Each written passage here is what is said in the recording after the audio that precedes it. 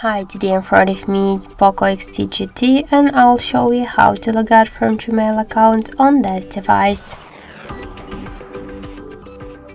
So first open the Gmail application, then tap on the right upper corner, and to log out from Gmail app we should first log out from Google account on our device.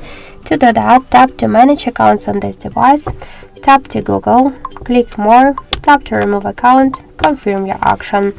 Are you sure if you use some protect methods, just enter them. In Google account settings we just successfully logged out from Google account, so let's go back to the Gmail app. Let's just refresh it and we could see that we also successfully logged out from Gmail application.